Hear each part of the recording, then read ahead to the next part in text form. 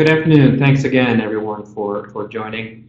We just wanted to give folks a few minutes to dial in. We really appreciate you taking the time out of your day to join us. We realize that sitting through a webinar in the middle of your day is maybe not the most fun and exciting thing, but we do very much appreciate it. This is John Dunagan of Highland Advocacy Group, and I'm joined by Mark Stephenson of Red Oak Strategic. We'll start with brief intros and bios of our respective firms. We'll then take you just through a quick political and advocacy landscape that we're all facing. It's pretty new. We'll then take you through some tools of the trade, how organizations can tactically identify and recruit advocates to their advantage, and then we'll wrap it up with some questions. We really want to keep this to 30 minutes as we want to respect your time and realize everyone is busy. So I'll just start here. I'm John Dunagan, founder and president of Highland Advocacy Group. Highland Advocacy is a grassroots and grassroots consultancy which specializes in policy and issues campaigns. We've been running grassroots and grassroots campaigns for the better part of the last 20 years, except for the year I took off to work on the Bush-Cheney 04 campaign. Mark? Yeah, thanks. Also, just to echo what John said, thank you everybody for joining. My name is Mark Stephenson. I'm the founder and CEO of Red Oak Strategic. We are a data analytics, machine learning consulting firm. We've been around since 2012. We started in politics back in 2012. We still do work in that field. We've moved and expanded our firm. We do a lot of corporate advocacy and also consulting for financial services, corporate clients, that sort of thing. So just want to thank everybody for what we're going to essentially go through is a walkthrough about how John and myself, work together and how you all can employ the types of tactics that we use on very highly sophisticated advocacy and political campaigns using data, digital efforts for recruitment, and essentially give you some knowledge about how you all can employ those types of things in your campaigns. Thanks, Mark. All right, so the 2019-2020 political landscape, just briefly, I'm sure you're all very familiar. We just had an election, and my numbers might be one or two off here, but by my research and my official count, we've got 101 new members of Congress, given the Mississippi results last night. I'm sure as you're all familiar, it's incredibly diverse.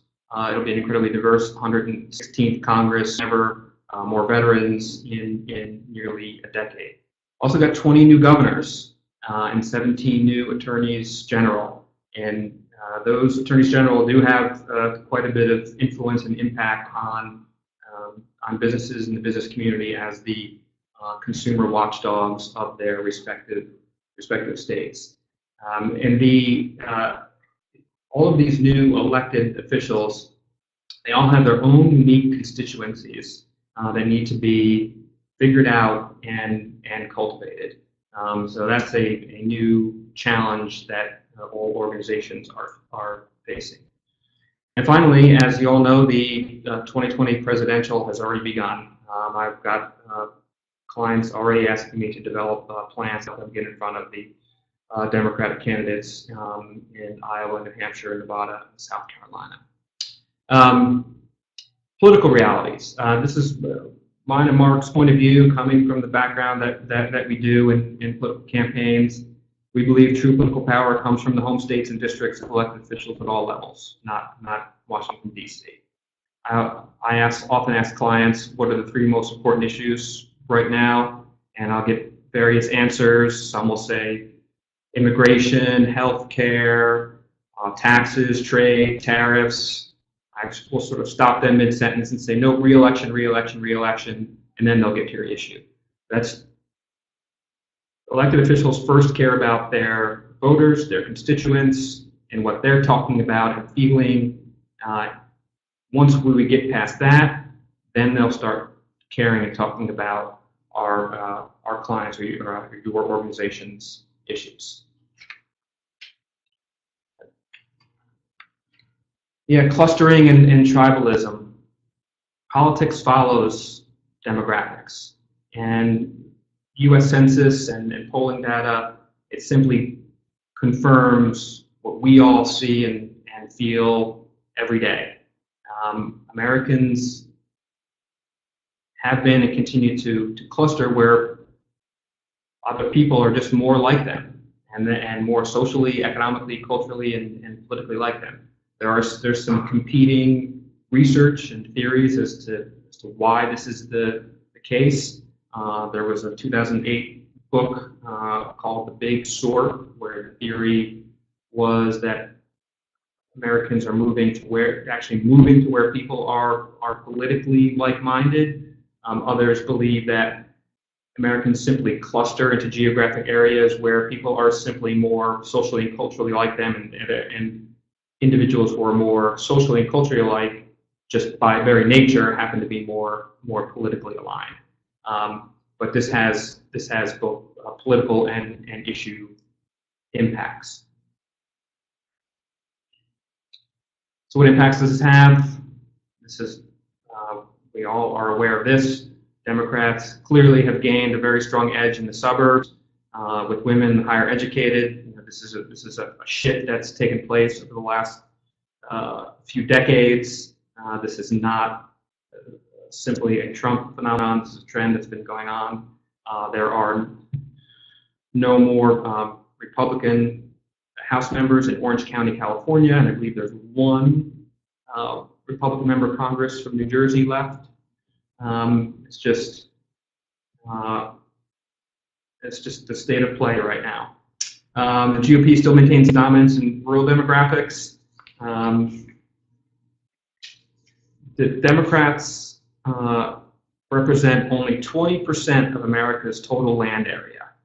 Republicans represent 80% of Americans' land area, while Democrats in Congress represent 79% of all Asians, 72% of all Latinos, 66% of all African Americans. It's just the divide that we and 60% of all college graduates. It does not mean that advocacy and persuasion is hopeless. It just means that we need to be aware of this reality and adapt, and organizations have an opportunity to take advantage of these realities. So this shifting landscape requires organizations to have informed and engaged allies, and that's what Mark and I do. We develop measurable and scalable online communities of advocates. We identify, recruit, and mobilize educated, informed third-party allies that complement current state and federal government relations programs. And once we identify, recruit, and educate these allies into these communities, we then do communicate with them, educate them, and then drive them to action over time, which facilitates mobilization. Mark will get into more of the sort of the interesting and exciting nuts and bolts here in just a second. But over time, these communities organically grow, which drives down the cost of running and maintaining these online communities.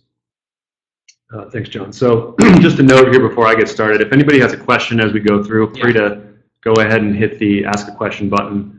It'll pop up, and then we'll open up the floor for the questions at the end, or even during the presentation if you have a specific tactical question. But as John mentioned, there are some specific tools of the trade that we now use.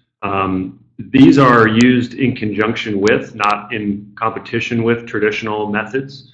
Many of the programs that John and I employ, we still use things like patch-through calls or in-person recruitment and those types of tactics, and they're still very powerful. And in fact, a lot of the data that we can use can actually be used for those as well. And what I'm just going to talk through here is using some of the new methods that we employ digitally, along with the sort of hyper-targeted data that we have access to in order to be successful in this new world. So what I'm showing on the screen here is essentially the life cycle of our advocacy efforts in this space. So throughout recruitment phase, we have a cultivation phase, and then we have obviously our activation phase. Depending on the campaign, each of these can last for varying periods of time. Sometimes recruitment can be a very long runway with a very short cultivation and very short activation window. Obviously similar to a political campaign where you're activating for election day. In other cases, you may have a standing army of individuals that's basically cultivated over a period of months, quarters, or years until your issue is actually up on the floor or relevant in a state house or in the U.S. Congress to where you need to activate those individuals. The key thing here is the bottom two boxes, which is measurement and optimization. So what I'm going to talk about is using data and analytics and measurement and reporting to actually improve and like John said, bring that not only our conversion rates up, but also our costs down. So throughout each of these phases, it's very important, and we're now able to measure throughout the phases the effectiveness of our tactics, and then optimize over time, shift those tactics, change those audiences, or the types of outreach that we are doing. So the first thing that really we do as a company, which can be employed and we use obviously for these different campaigns, is a very highly targeted and very highly sophisticated set of data, research, and analytics for these programs. And so it's no longer the case where you can target soft Republicans or independents on a particular issue and use a large budget to hopefully convert as many people as possible. We have to be very highly targeted, talking about the issue that they care about, also in a way that they will be receptive to. And we do that using these algorithms and the data sets that we can build on these individuals. So very similar to what we do in very highly sophisticated political campaigns, we have access to quite a bit of data about, obviously voter file data, consumer data, research tools, whether it's online, over the phone, in person, to actually gather data and then build those models about where people stand on a particular issue, how likely they may be to be an advocate for us and also to engage on an issue, and also the mediums through which we want to reach them. And so all of those scores, all of those modeling, all that modeling work will go into essentially building custom audiences, which can basically be as segmented as necessary to then move into essentially a recruitment phase. And so all of that data, partners that we have in the digital space have allowed us to essentially take offline data, a voter list or a consumer file or something like that, and actually move that data into a position where we can then target those people online. So some of the platforms you see on the screen here, Facebook, Google, obviously the various social platforms, that sort of thing, we are now able to onboard that data to these platforms and essentially create very targeted advertising, which has changed. Over the years, the digital vendors the platforms have had to adapt to ingest this data and essentially allow us to be very one-to-one about our type of targeting. And so that data that we generate, we build those custom audiences, and then essentially along with those is, which I'll show in the next slide, is very highly targeted creative about those audiences. So as we are moving through the recruitment phase, the highly targeted modeling audience is measured and then targeted with a very highly targeted set of creative, which is relevant to them. And so, as I'm sure we've all read since the 2016 election, not only was President Trump's campaign very highly focused on digital ads, it's obviously pervasive throughout campaign work now. We have the ability to test dozens, hundreds of various combinations of content that are actually targeted and to the audiences that we build. And so a particular audience that has a pain point about a particular issue, we can develop a piece of content that is relevant to that particular individual, test it, and then very quickly refine it or kill it if it doesn't work. And so one of the problems that we can have in that space is that data can obviously be very segmented. We're data rich and content poor. We'll talk about this in terms of challenges you may face as an organization later, but we need to essentially be able to design a strategy with content to react to the data in such a way where it's actually manageable during our recruitment and cultivation phase.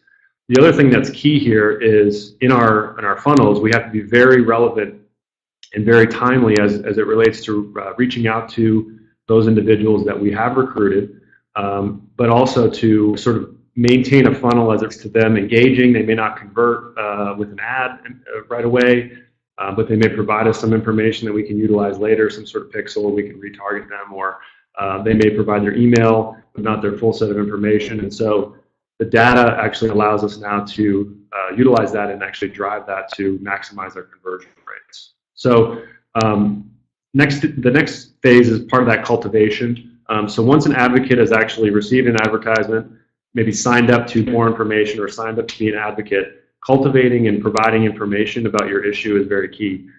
It's obviously, we live in a world where there's a ton of news coming at people. They're very highly disconnected as it relates to various news sources sometimes. There may be a certain distrust of news. So making sure that people are getting communication and cultivation about your issue and about the types of things that are maybe happening in the market around your company or around the particular legislation. And it's also done in such a way where it's a lower barrier to entry. There's not a specific ask. It's just sort of keeping a constant communication and cultivation phase with them. We want to make sure that these advocates do not become stale. We don't recruit them in January and then try to activate them in August. That would obviously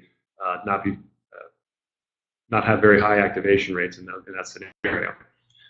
So then throughout these, I have this as stage 4, but it's really done throughout each of those phases. So this particular slide is looking at really the overall success of our campaign. How many advocates have we recruited? How many of those people engage? What's our level of engagement? What's the length of the engagement of that person? As we all know, working in grassroots campaigns, you have varying levels of quality of advocates. And so our goal here is to not only recruit very high quality advocates, but individuals that will stay with you as an organization over time and build as a champion of your issue. The other thing that these digital platforms allow you to do are measure, sort of this metadata, if you will, about how your grassroots campaign is going on. So, and how it's converting and how efficient it's being. How efficient are your budgets? How efficient is your cost? Why are particular audiences responding well to a message, and why is that driving up costs? Or maybe a medium is affecting costs. So measurement is possible throughout each of the phases, and it's imperative that we as folks that are building these campaigns are responsive to that and making sure that we're optimizing over time. Yes, we're just going to briefly talk through it to leave a few minutes for questions here. So leveraging some of these tools in your campaign. First is on culture within your organization. Inside your organization, when you start using terms like machine learning and algorithms, and, high-end sophisticated data analytics, especially as it relates to your government relations or your advocacy programs, your CEO, CFO, your board may not fully understand, and so it will likely be challenging. So it's important to really take into account the culture of your organization and to plan ahead. It's really important to be transparent. It's important to work inside across your functional teams, to be transparent, to talk about things like measurement, segmentation. There's going to be, for instance, more work's going to fall on creative teams, whether it's your consultant teams or your internal teams. So being able to be flexible and shifting tactics might be necessary. The last note here, the ability to adapt, to fail fast is really important. So we'll be able to shift tactics really quickly and move on. But understanding, planning ahead, considering the culture of your organization with some of these newer tools is really important. On execution, again, need to consider the infrastructure needed to handle all this data, creative and reporting tools. Who's going to be the point person inside? What kind of infrastructure do you have? What kind of databases do you have? Using these sophisticated data analytics tools, they can be integrated, as Mark mentioned a little bit earlier, with some of the more traditional pass-throughs or in-person. You can use those same audiences that we've identified and cultivated. Finally, on budgets here, the overall goal is a declining cost per advocate and conversion and activation rates, which, as long as the campaign is executed correctly, we always achieve for our clients. And that is, again, speaking internally about your organization, it's always a strong metric to show the CEO, the C-suite, and board members. Upfront investment into these types of programs really helps to drive efficiencies. So while up cost might be a little bit higher, the longer term is lower. And it's always important to think ahead and to build in budget for ongoing communication and cultivation of the advocates that you've recruited. Yeah, I mean, I think as John said, some of the challenges that he just mentioned culturally, in execution and budget, I mean, these are things that come with adapting to the digital age, obviously, and we have more information at our disposal. We have more ways to segment and more ways to be highly targeted in what we do, but that also means that things are not going to work at every phase. And so to try to build a culture at the companies or at the associations or et cetera that you're working with, where like he mentioned before, failing fast is a good thing. You're not sinking dollars into something that is not working. And so there can be some changes. We had this change about a decade ago. We're still having it in some cases on political campaigns, and there are some growing pains associated with it. But by doing so, it obviously will make your organization more nimble and also more adaptive and efficient. And I'll just note now, if anybody has any questions, I'll just kind of wrap things up. But if anybody has a question, feel free to go ahead and hit the Ask a Question button. We'll take questions here at the end. It'll pop up for us, and we'll put you on the screen and announce your name. But just to wrap it up, I think John and myself have executed these kinds of campaigns.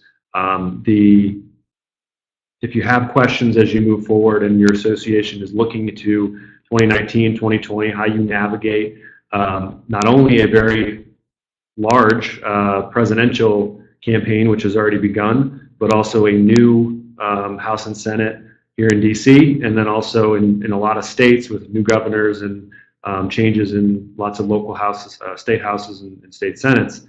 We're here to help, in terms of how do you design the campaigns more efficiently, and then how do you actually bring these types of tactics to your organization to make the internal sale so that you're built for success. So we just want to thank everybody for getting on today. We appreciate your time. We know it's very valuable, and if anybody has questions, we can take some now. I'm going to put Brian Jones on the line. Brian, go ahead and ask your question.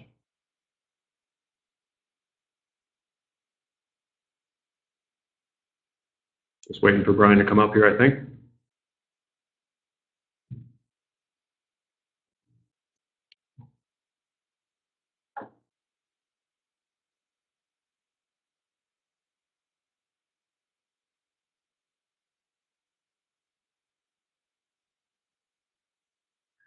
Brian, if you're waiting, it says you maybe have something on your screen that says you can click to ask your question.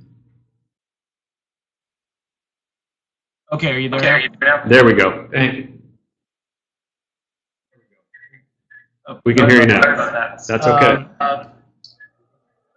Great. First of all, thanks for a great presentation. Extremely helpful. My question is, we're in this kind of weird time for a lot of reasons in terms of running policy campaigns. But from a standpoint of someone like me that runs a government affairs group for a corporation, one thing we're constantly worried about is just the response that we get to taking any kind of overt public stance. And so you look at an issue like tariffs, for instance, and a lot of companies are worried about taking that public stance because then we're potentially targeted by the administration, and you can see what's happening with companies like GM and others. So I guess I'm just curious, how are you advising clients on mitigating that risk when you urge them to take on a public campaign, whether that be policy related or pushing for legislation, just because we're worried about the blowback. Thanks, Brian. Good question. And yeah, I mean, all of these corporations and even trade associations face similar challenges, right? Because you're so concerned about the White House and the folks in power, which is why the power of constituent voices is so important. So if you're utilizing